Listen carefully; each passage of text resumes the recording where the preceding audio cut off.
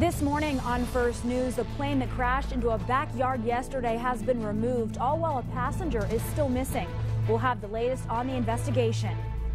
Plus, if you look to the skies tonight, you'll see a rarity that hasn't been seen in more than 30 years. We'll preview tonight's supermoon eclipse. And we'll take a look at your supermoon forecast, let you know if we'll see clouds or more moonlight.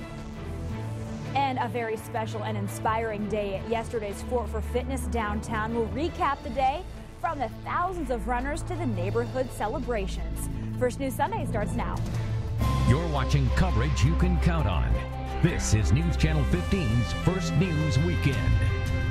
Good morning. It is Sunday, September 27th. I'm Gina Galeros. And I'm Rob Leidick. Thanks for starting your morning with us. It's good to be back in the studio this morning. Good to be back. Yesterday, what a great day yesterday was. And good weather this weekend, The weather cooperated with us yesterday. No raindrops in Fort Wayne for all the runners down at Fort for Fitness. It was partly cloudy yesterday morning. This morning, a bit more in the way of clouds out there. Take a look at what we are seeing on our St. Joe cam. It was clear as the sun began to rise, and then quickly the clouds streamed in. We do see some streaks of sunshine, though, and that'll be the case throughout the day today, but likely more clouds than sunshine. It is 60 this morning at the airport. Visibility, not a problem, and winds are from the east-southeast at around 3 miles per hour.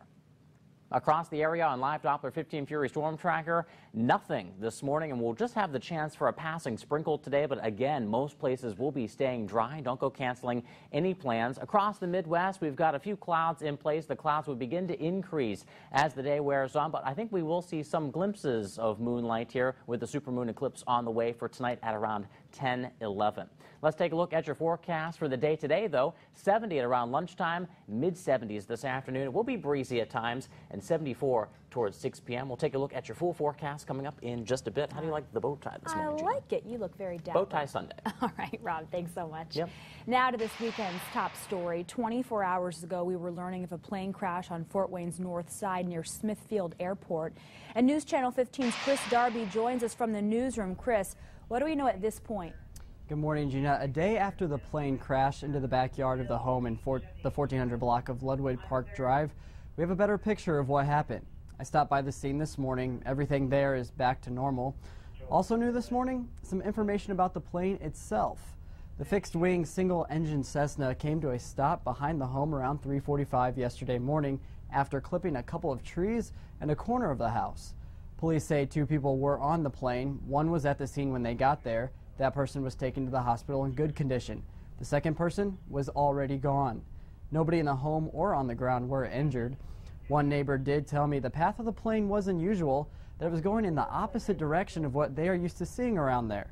Another one wonders if officials at Smithfield will get involved.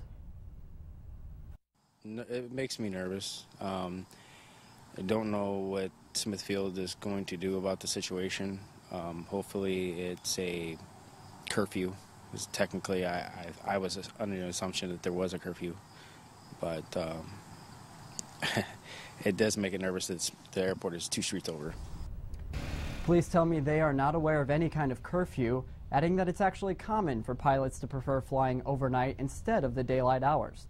The FAA has taken over the investigation, and according to documents, the 49-year-old plane belongs to Jeffrey Mills of Butler, Indiana, and the registration for the Cessna expired in July. An initial crash report could be released in the next couple of days. We'll keep an eye out for that.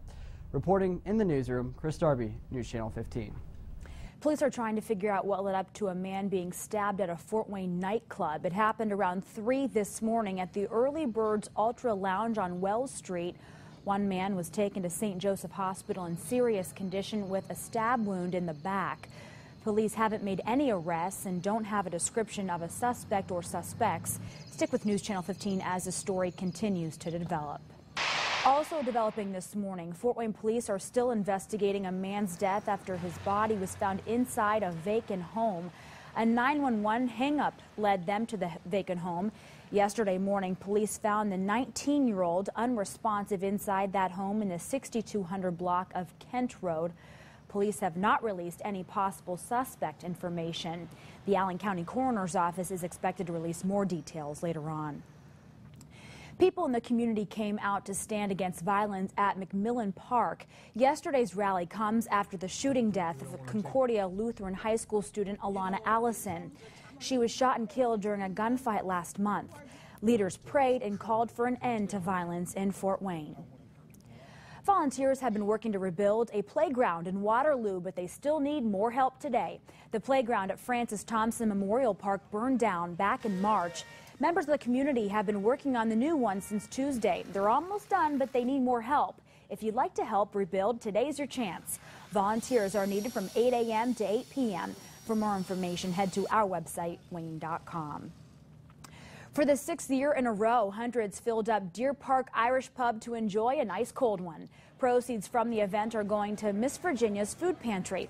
The pantry provides food for the working poor and unemployed. There are more than a dozen craft beer vendors on hand at the festival. The Deer Park owner says fundraisers like this are important for the community. Being a business is not always about profiteering.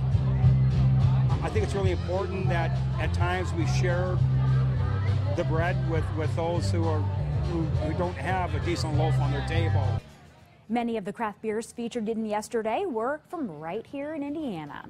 Well, it's been another beautiful weekend for Deer Park, but slowly fall weather, it's here. You can just feel it in the air. It's coming, Gina. In fact, we've got our forecast, and the extended period shows a big cool down on the way next week. Do you like temperatures in the 60s? Yeah, we'll take it. You'll take it. And you know what? I always like putting on a light jacket. We were talking to some folks yesterday at Fort for Fitness, and it's kind of like miscongeniality. How did I know you were going to go there? It's just right. All you need is a light jacket.